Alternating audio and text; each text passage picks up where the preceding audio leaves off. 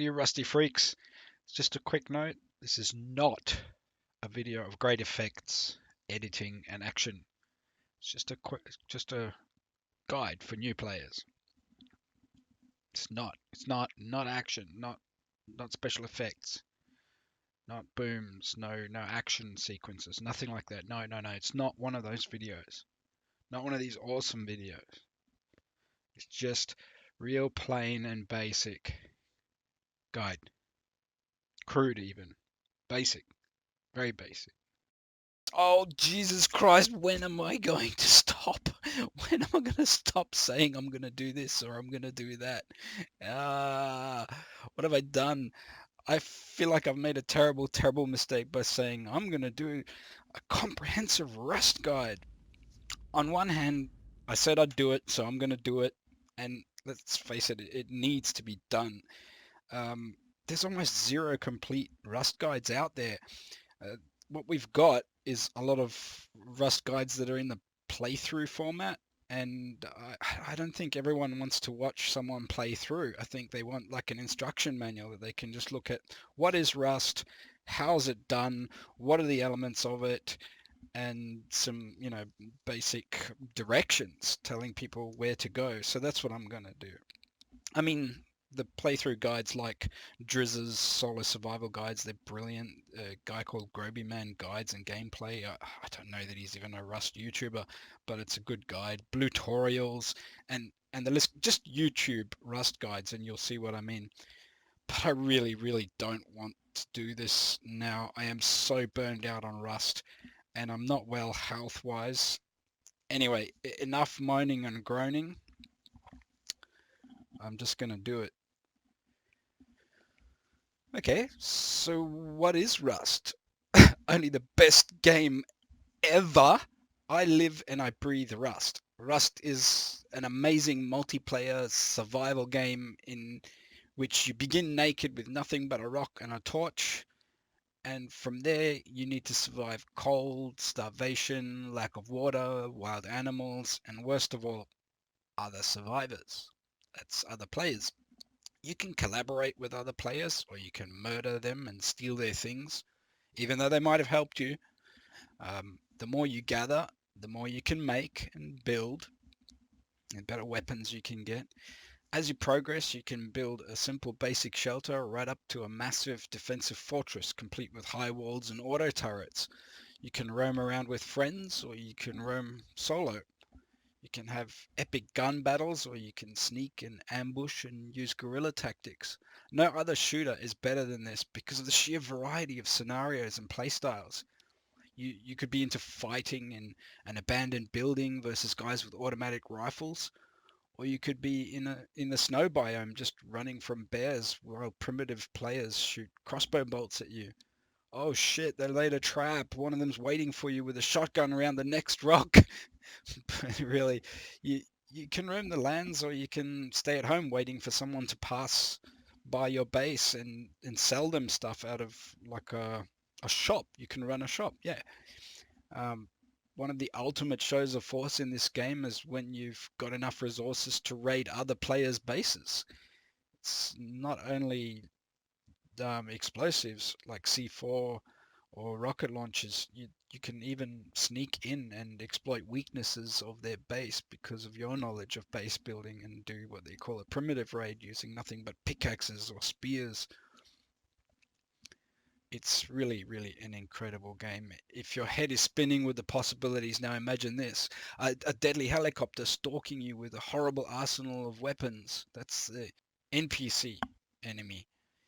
And are you going to be its prey, or are you going to hunt it down? Yeah, you can take down this attack helicopter. Imagine a huge cargo ship full of amazing loot that's protected by NPC guards. Players will jump into boats to get the loot, and then they will defeat each other and the NPC guards on board. There's oil rigs with even worse, tougher NPC guards. The land is huge, but don't worry. You can use two types of boat. You can use a hot air balloon. You can ride horses. And my favorite, the mini copter to get around this huge land. There are features that allow you to create shops. You can make trap bases, booby traps with electrical components. There's no limit to the possibilities. This game, one of the reasons I love Rust so much is it's limitless.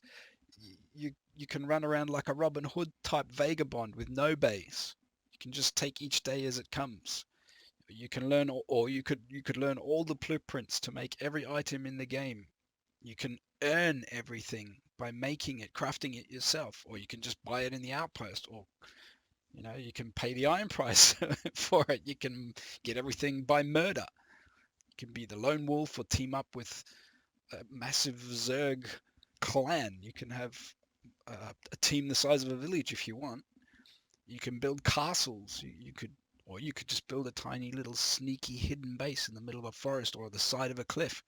I mean, you can fly, for Christ's sakes. How awesome is it that you can play a 3D shooter type game where you can gather fuel, get a gyrocopter, and go fly around. You can your teammate can be sitting there in the passenger seat with a rocket launcher and shoot at people.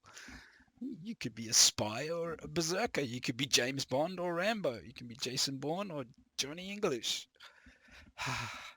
You can play it by ear, or you can plan the whole thing out. You can live a whole wipe as a pirate, boating everywhere you go. Or you could, live in the snow biome where the cold makes it harder for raiders and door campers to hassle you.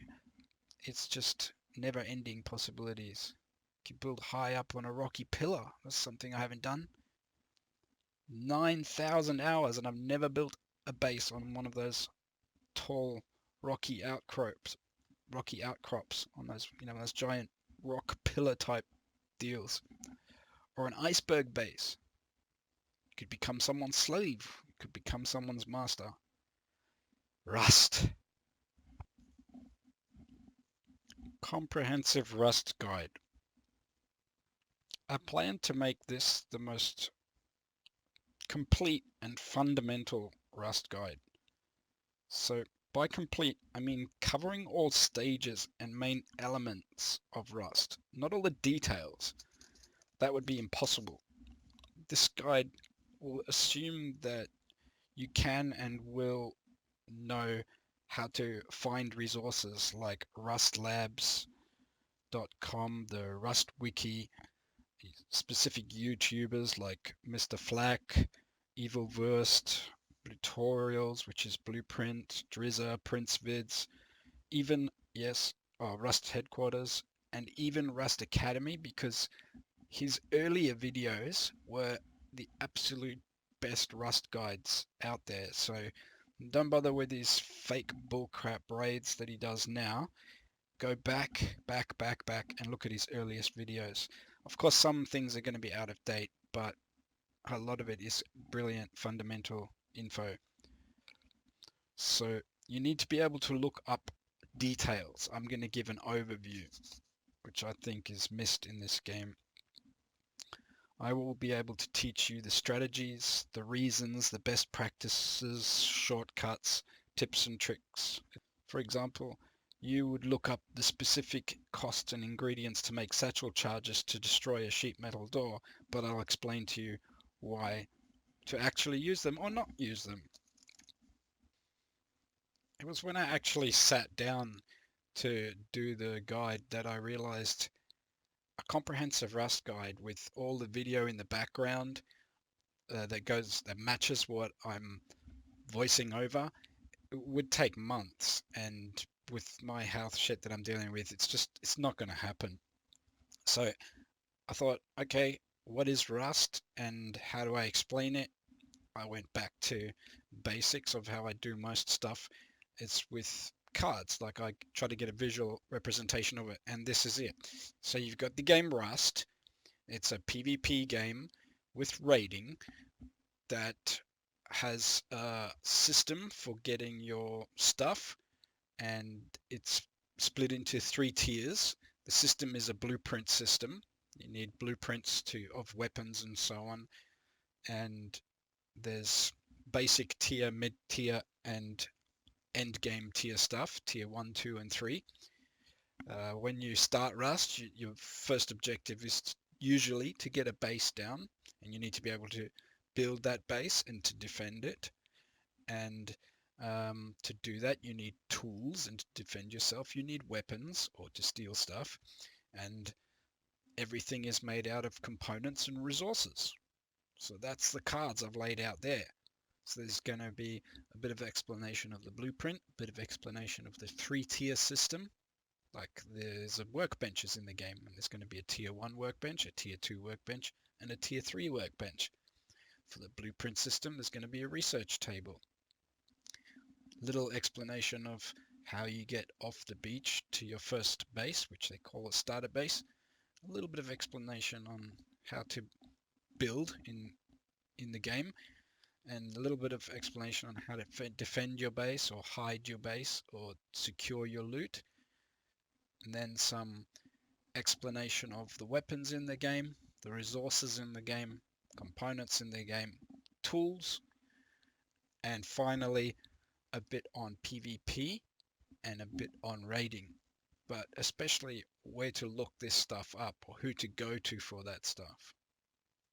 Alright, let's start with beach to base. So everyone starts Rust naked with a rock and a torch on the beach. So the first thing most people want to do is get a starter base down.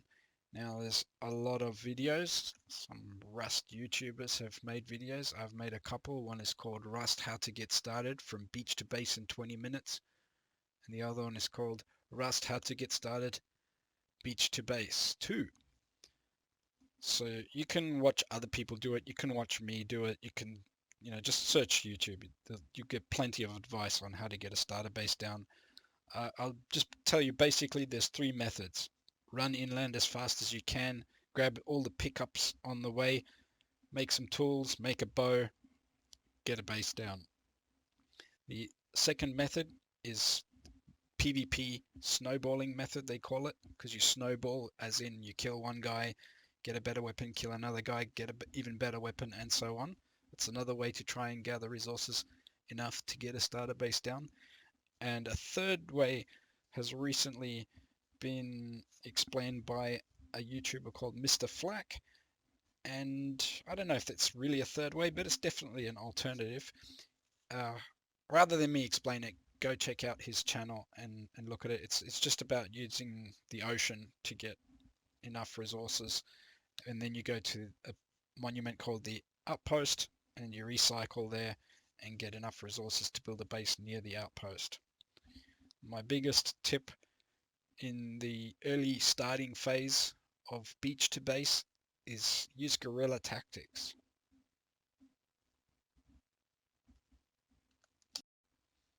Building and defending your base. So you've gotten off the beach and you want to put down your starter base. If you go to the back of this video, I'll show you exactly how to build. If you're that new that you don't even know how to build. But assuming you know how to build and you understand what a sleeping bag in Rust is, let's quickly explain. A sleeping bag is like creating a place where you can spawn in the world. So if you get killed wherever you've placed a sleeping bag, you can respawn at that place. So you put your base down.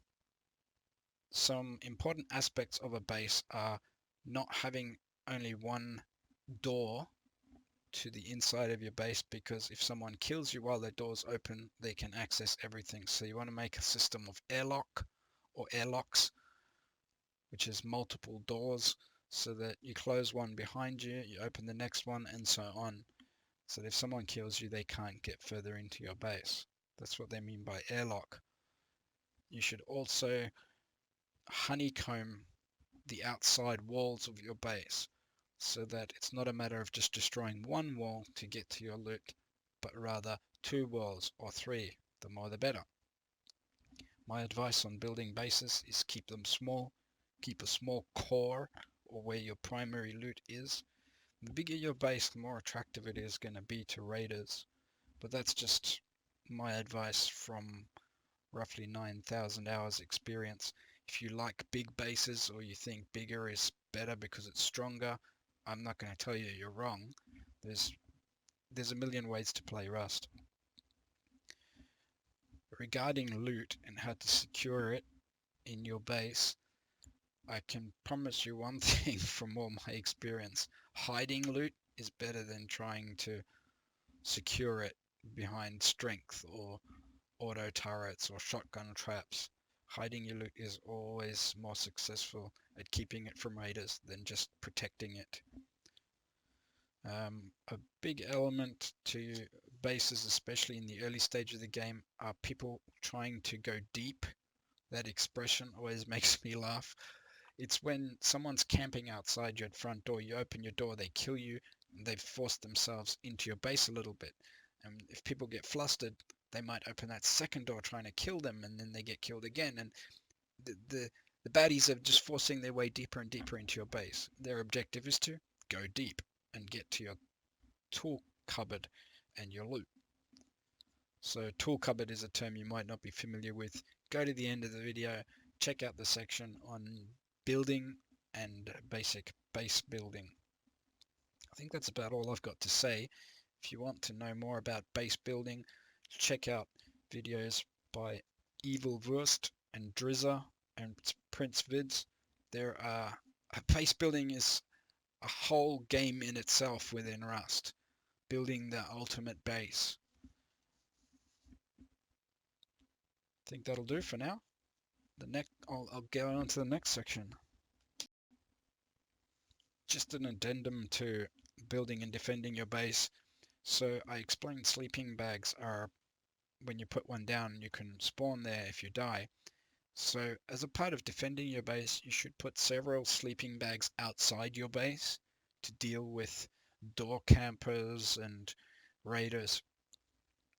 It's also a good idea to put stash bags. In Rust, you can stash loot under the ground by crafting a stash bag out of cloth. So if you put a stash bag with a bit of meds and a bit of weapons near your sleeping bag, that means you can spawn outside and perhaps take door campers by surprise. Maybe label them, northeast, southwest, or, near the rocks or in the forest. That way you can kill yourself in your base, spawn outside, and perhaps take them by surprise. Likewise, you can create a second, third base, as many bases as you want around your primary base. We call that a flank base, so it makes it easier to defend your primary base. Oh, what a stupid idea to make a comprehensive Rust guide. So I mentioned the blueprint system. All items in Rust, or all important items in Rust, require blueprints if you want to craft them. Yes, you might be able to kill someone and get their AK from them, and even though you don't have a blueprint of this particular gun, you can use that gun that you got off someone, but you won't be able to make more of them for your friends. The way you blueprint things are, once you get the thing, you need to put it in a research table, you need to add some scrap, and then you can blueprint that item. So let's use the AK as the example. You hit someone on the back of the head with a rock and you get their AK. You put that AK in a research table, which is fairly easy and cheap to craft, and you find out it costs whatever it costs. I think it's 500 now. Scrap, and then you hit the button and it makes a blueprint, and then you learn that blueprint. That means you and you alone will be able to craft that item, that AK in this case, again and again, provided you have the right components and resources to make it. Oh Jesus, this is starting to get tedious, isn't it? Now the thing that I said that you need to add, scrap. Scrap is very important in Rust. Scrap is the #1 currency in this game because every blueprint costs scrap to create. So you should always be gathering scrap. The way to get scrap is by recycling stuff you find in the game. As you run through Rust, you'll find components and resources and tools and weapons, and there's recyclers all through the map at various monuments. You just simply throw everything in the recycler and it spits out the scrap and metal fragments and wood and whatever the things are made of. It's a very important part of the game. So that's it. Yeah, you learn things, and once you've learned them, you can craft them. Essential items can only be crafted when blueprinted. It costs scrap. You need a research table, and you don't need to get a blueprint to make a research table. As soon as you start playing the game, if you have scrap and you have metal fragments, you can craft a research table. There is a way to avoid the blueprint system. You can, if all this sounds tedious to you and you don't like the blueprint system, you can just snowball. You can just kill people with a bow and get their weapon and use their weapon to fight onwards. You could literally just recycle enough metal fragments and um, use the workbenches at one of the monuments called the Outpost and learn how to craft bullets and meds, and then that's all you do for the rest of the rest of the game. Using oil rig and outpost. Yeah. There's two monuments called the oil rig, and now they even have the excavator, cargo ship. Monuments like that, you can get enough weapons and stuff so that you can play this game without blueprinting everything.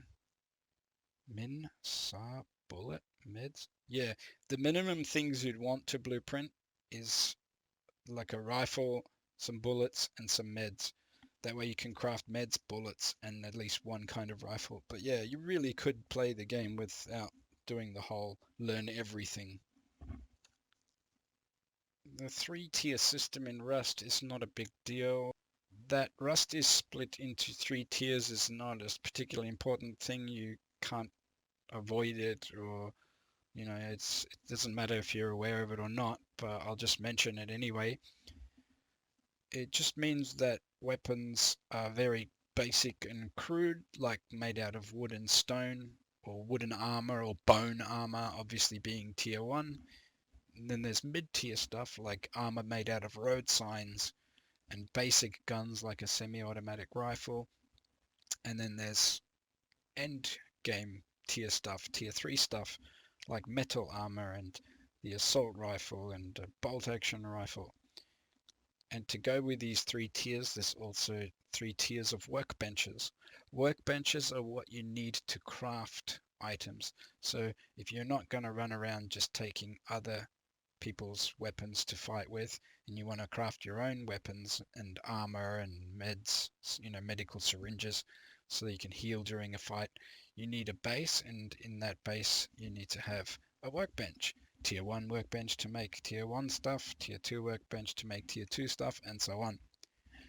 I did say before that there's a way around blueprints and crafting and so on. Yes, you could just go to a monument called the Outpost and use the tier 1 workbenches there, but keep in mind you'll never be able to craft anything advanced because, well, you'd need a tier 2 or a tier 3 workbench, and the only workbenches at the Outpost is a tier 1 workbench. For people who don't want to grind or build a base or work all the way to tier 3, it is possible to play the whole game with just tier 1 and tier 2 stuff. You can do almost everything in Rust. If you just craft a semi-automatic rifle, syringes, and 5.56 ammo for that gun, and then you could use satchel explosives to raid with, if you even want to raid. There's no reason you have to raid. You could just PvP, but you won't be able to craft explosive ammo, C4, or rockets because that requires tier 3 stuff. But it's just having tier 3 stuff is a good goal to have if you don't have any other specific goals. But anyway, that's the tier 3 system. Even the map is divided into kind of three tiers. There's an area where there's basic monuments, and then mid-range monuments, and then your hardcore monuments like the launch site. That'll do it. We don't really need to talk about tiers much. It's not a really important part of the game. So in Rust you need resources and components to make stuff. So first, let's talk about resources. Here are the resources in Rust. Wood. Wood is to make basic framework of a base. You need it for fuel, for furnaces, because you need furnaces to cook other resources. So you'll always need wood throughout the game, apart from it being an ingredient in some items. For example, you need wood to craft an assault rifle. You'll always be burning wood in furnaces to get things like metal fragments. That brings me to another resource, which is metal. You get metal, stone, and sulfur from what we call nodes.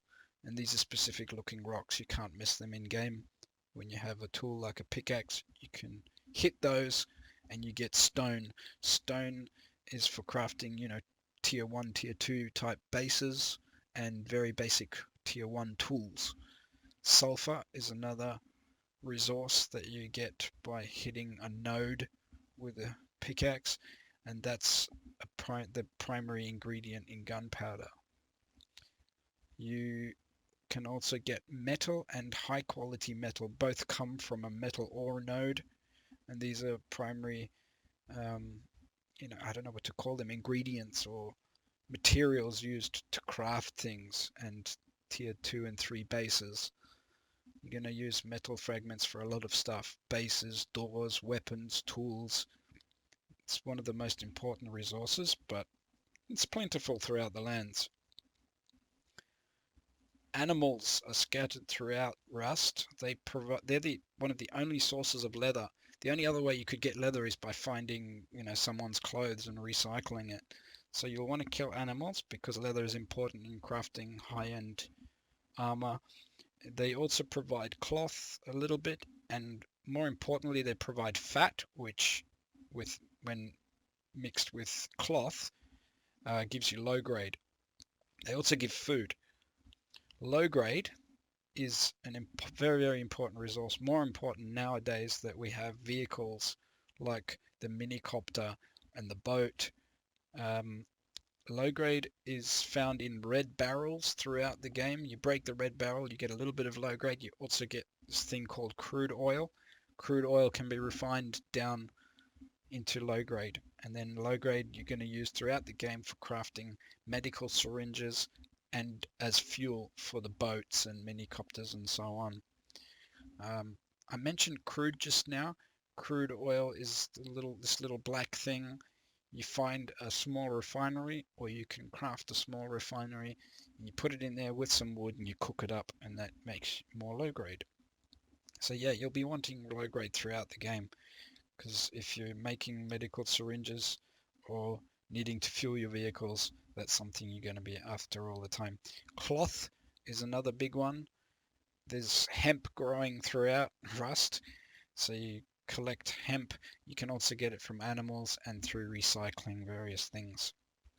Food and water obviously is a resource that you need to use to keep yourself from starving or dehydrating. But an important thing that sometimes people don't do when you're fighting, if you're using syringes to heal or bandages to stop bleeding, you should also have food in your quick slot. So ideally you would have bandages in one quick slot, syringe in another quick slot, and food in another quick slot, because while you use a syringe, you can eat at the same time, so you can heal faster in a fight. Gunpowder and charcoal. These are also important resources if you plan on crafting bullets or explosives. So I mentioned before that you can get sulfur with a pickaxe from hitting a node. If you cook that sulfur in a furnace, you get refined sulfur, and you mix that with charcoal, bingo, gunpowder. Mix gunpowder with metal fragments, which you got by cooking metal ore, and you get bullets. Don't forget, you'll need to blueprint the bullets before you can craft them at a workbench. But this is about resources. Actually, I think I've pretty much covered everything. There are roundabout ways to get resources. Like, let's say you can't craft gunpowder for some reason, you can probably find flares by killing scientists or in loot boxes, and you can just recycle those flares. That'll give you a little bit of gunpowder. Some advice I'd give here about resources. You know how I mentioned charcoal? You need charcoal to craft gunpowder. I would recommend that you always use small furnaces rather than large furnace. And people tend to have a large furnace next to their base and start cooking stuff with that. Large furnaces are very efficient. They cook fast, but they don't create much charcoal. And all the time people come and say, "Oh, Paxus, have you got charcoal? I need some charcoal. I need lots of charcoal." That'll never happen to you if you always use small furnaces, because small furnaces use a lot, use up a lot of wood, so they create a lot of charcoal. That way, when you're later on in the game and you want to craft explosives and a lot of bullets, you you'll always have charcoal on hand. So my advice is to always use only small furnaces. Don't even bother with large furnaces. I think they're pretty much only good for when you have a group of players, you're playing in a clan, or if you want to build a very large sheet metal base, then you need to cook a lot of metal ore. That's about it. Wood, stone, sulfur, metal, high quality metal. High quality metal is for your high end stuff and your strongest type of base and strongest type of doors. The best armor, the best weapons, all need high quality metal. So wood, stone, sulfur, metal, high quality metal, animals for leather, cloth, bone, fat, low grade, food and water, gunpowder, charcoal, sulfur. Yeah, that's the resources in Rust. And so resources plus components to create items like armor, weapons, tools, etc., etc. I'll stop there, and next we're going to talk about components. Components in Rust. This is going to be very short. Items in Rust, whether it's armor, weapons, tools, or a trap, are usually a combination of components and resources. You find components in boxes and barrels, and you combine them to create items in the game. It's as simple as that. So once you've got a base, for example, and you have a workbench there, and you've got a research table to learn blueprints of something, once you've learned the blueprint of something, provided you have the components and resources that are needed to craft that item, you can craft it. So a good idea to learn which components are good for what, so you know as you're looting what to keep and what not to keep, or what to recycle. It's also a good idea to get used to what they recycle into. For example, sheet metal is not used for anything anymore, so you can always recycle sheet metal.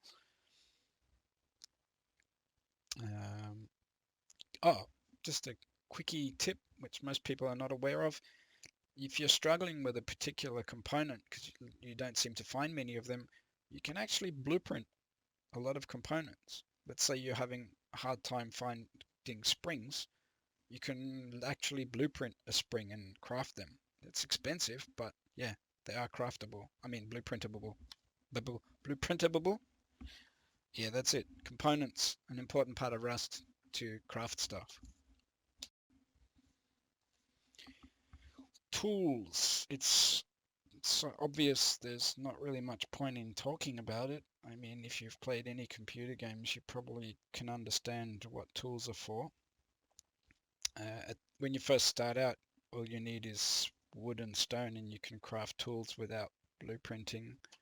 You don't need to learn how to make them. You can always craft a hatchet and a stone axe. Yeah, it's kind of helpful to know what tools are for what. For example, if you kill an animal, the bone knife is the best thing to use, or a hatchet. A metal hatchet's good for that. The best tools for getting nodes for stone, metal, ore, and sulfur is the jackhammer, which you can buy from the outpost, or a salvaged ice pick, which is your third tier tool for a pickaxe. Yeah, hatchets are for wood, pickaxes are for nodes.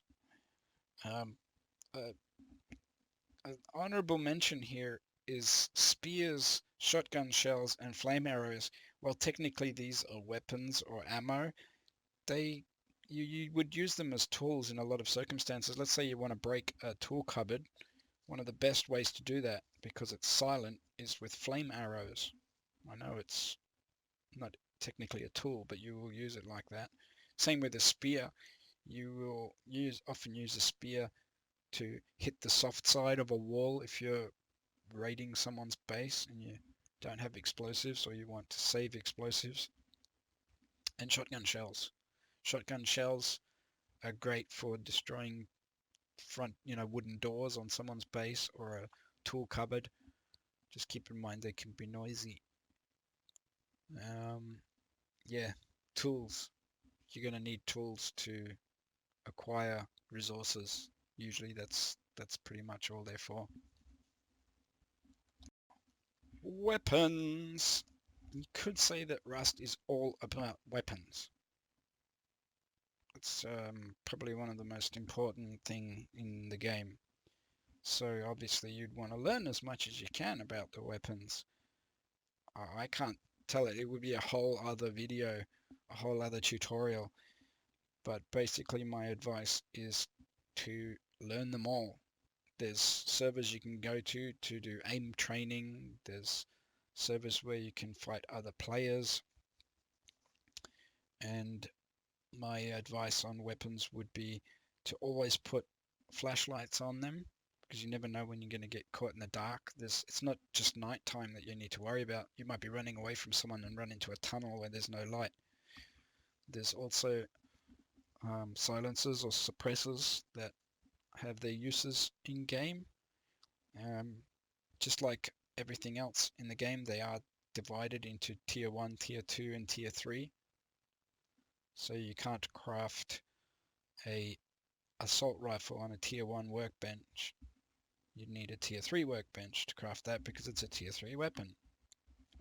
It's also very important that you learn which weapons are good for short range combat, which ones work well in medium range, and which ones are the best for long range. For example, the SMGs, which are the MP5, the Thompson, or the custom SMG, they're great for short and mid-range combat. Well, I'd say pretty much only the Thompson for mid-range. But if you're fighting long range, you want at least a semi-automatic rifle. Yeah, so learn the weapons. Tier 1, I'd be trying to use a couple of crossbows, Yoko nail gun, that kind of thing.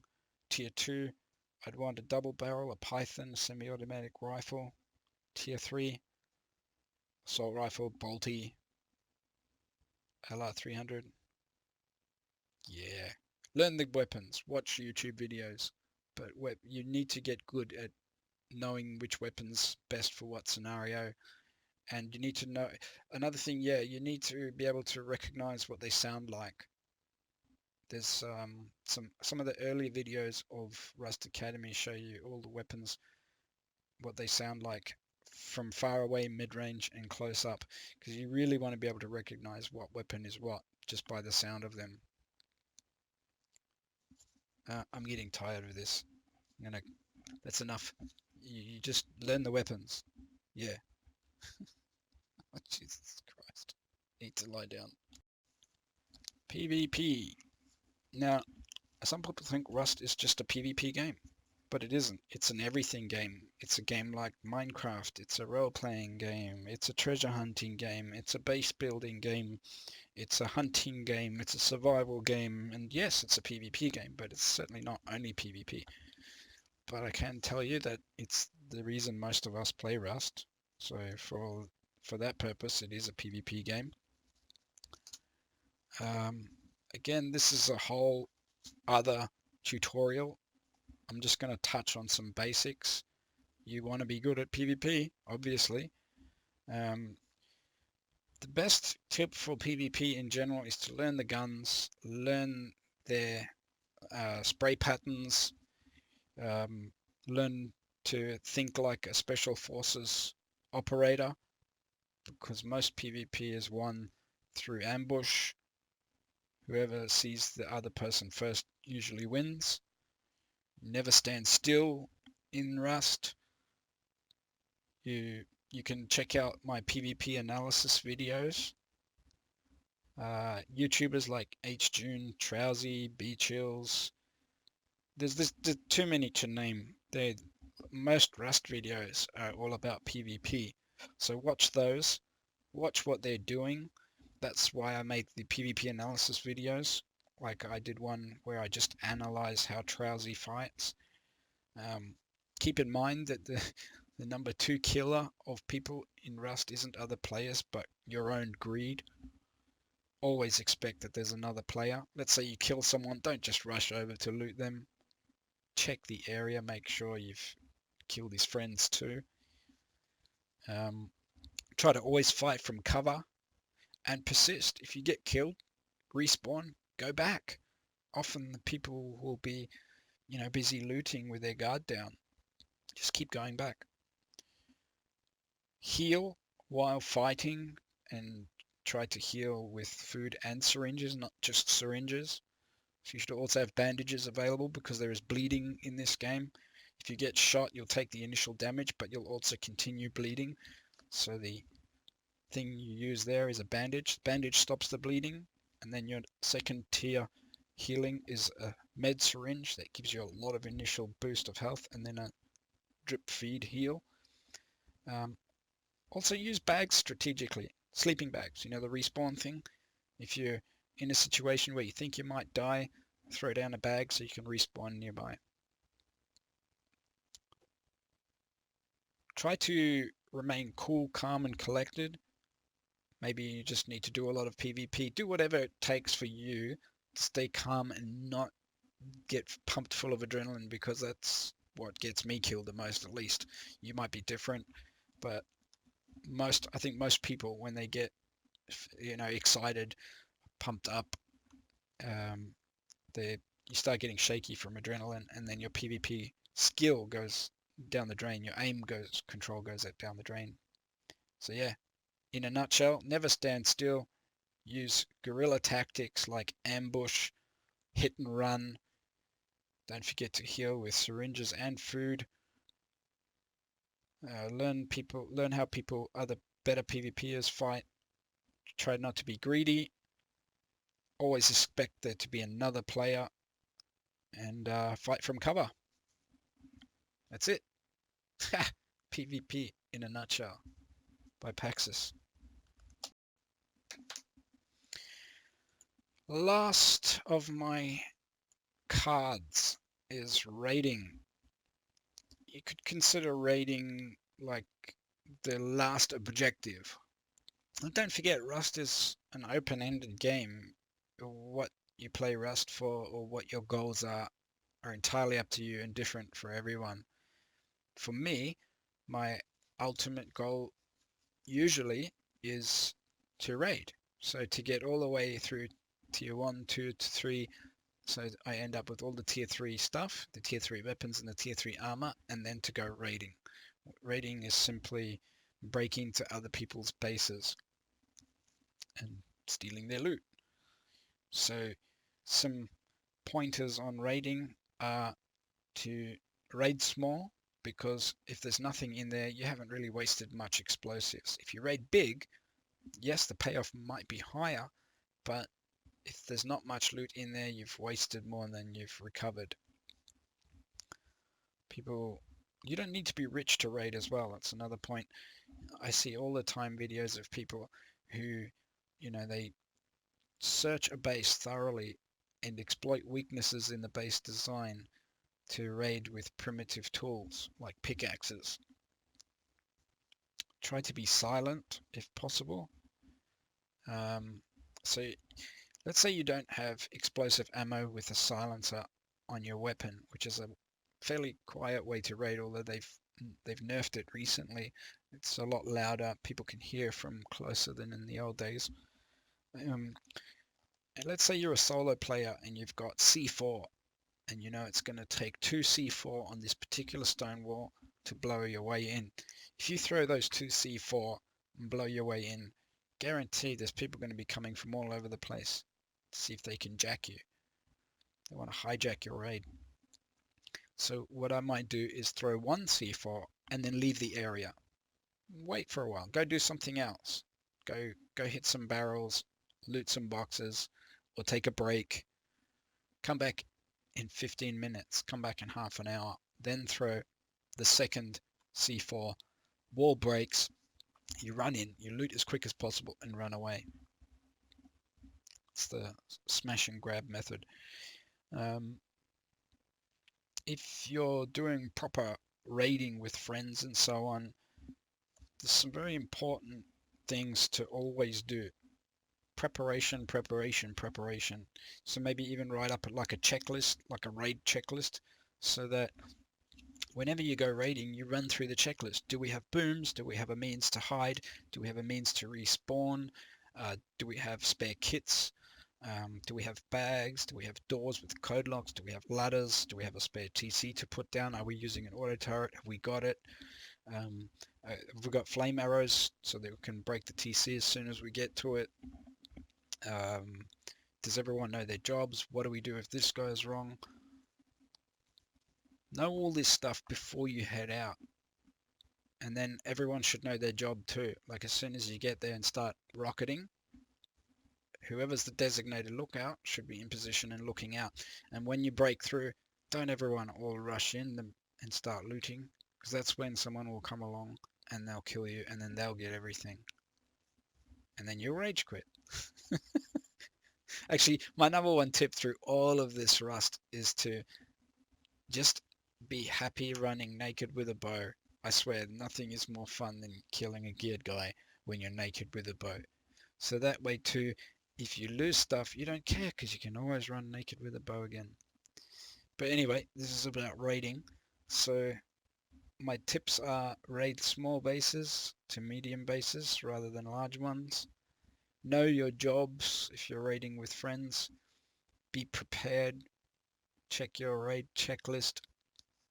Another thing that's very, very important, how many times have I raided a base only to find out it was already open and I didn't bother doing a walk around of the base, or I didn't check the roof? Thoroughly check the base you're going to raid. Thoroughly, and I mean thoroughly. Not just walking around it. Make sure you've checked the roof. Make sure you've inspected the floor. You know, with roller doors, for example, you can tell if it's you'll see that the little text pop-up will come up, open and close doors. You'll be able to tell where roller doors are or other parts of the base. There's videos you can see that help you with raiding. Just do YouTube searches. And once you've breached a base or a compound, lock it down.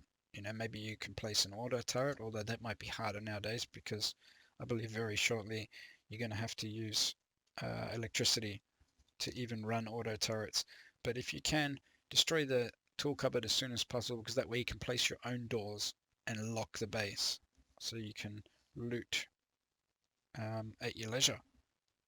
And then getting away with the loot once you've raided a base is another whole project in itself.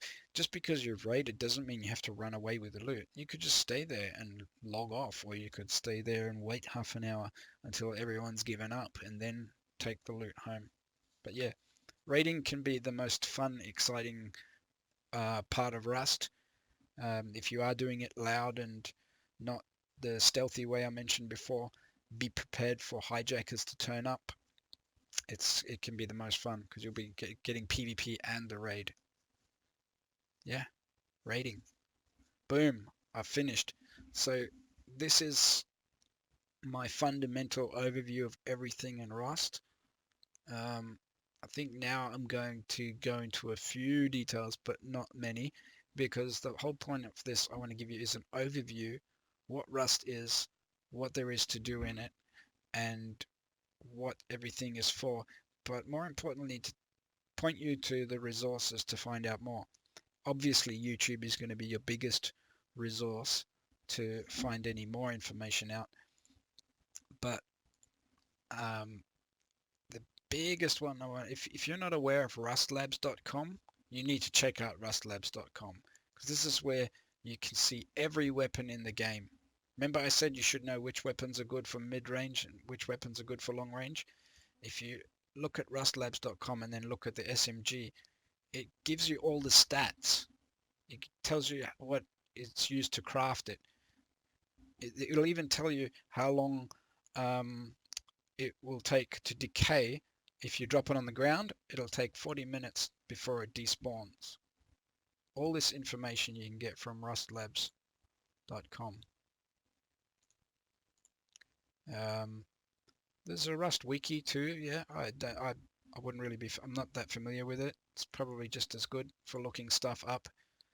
But yeah, everything is there. What kinds of loot containers have what stuff, what skins are available,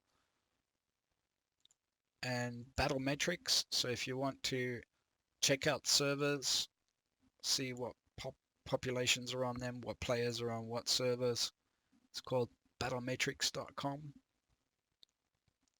And then of course the Face Punch website too. So yeah, if you're new to Rust, I hope this helped. I promised to show a quick build stuff, so I'll just tack that on now. Enjoy, and if you like this, if it helped at all, please hit that like button, subscribe, help me get up to 1,000 so I can use all the YouTube features, and enjoy Rust. Remember, running around naked with a bow. A little triangle Enjoy at that the shit. most. Whole point is you want to get it done as quickly as possible. This is a perfect starter base right here. So you want to do it as quick as possible as well. You also need what's called a tool cupboard, but people call it TC for short. Tool cupboard is what stops people from building near where you want to build, amongst other things, but you can get to that later. I just want to show you how you build.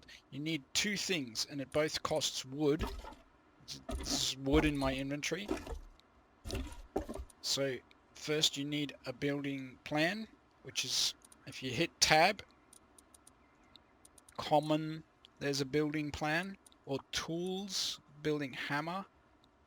Don't know why building plan isn't under tools, but if you look through and if you don't see it, it means you haven't got any wood. Also, if you just hit tab and you see quick craft menu here, if you have wood in your inventory, you'll be able to build a building plan and what they call hammer. Now this hammer, it's a building hammer. It's not for hitting anything else. Hammer used to upgrade building material. Right click for more options. You can also pick up deployables. So what's a deployable? This bench here, you can't just pick it up unless you've got a building hammer in hand. So now I can pick that up and put it down elsewhere. Now the building plan is this piece of paper. A building plan, you use this to craft buildings. So when you hold this in hand, you don't actually see it in your hand. If you right click, you'll get a radial menu, and these are all the elements to building. These squares that I put down here is what's called a foundation. There's basically two types of foundation, a square one and a triangular one. Anyway, back to basic base building. Wall, wall, wall, wall, wall. Then here you would have a door frame. If you want to place a door, you always need a door frame. It's either this one for a double door or this one for a single door. Hey guys, sorry, I'm going to cut it short here. This whole video is getting way too long. You can figure the rest of the stuff out yourself. It's not rocket science, and there are a ton of building videos you can find on YouTube. So I'm gonna finish the video now. Just gonna throw up one last picture, which is a raid sheet that I have been adding to since I first found it. And I hope all this was good and you guys learned something. Paxus out. Paxus. Paxus. Paxus. Paxus. Paxus. Paxus. Paxus. Paxus. Paxus.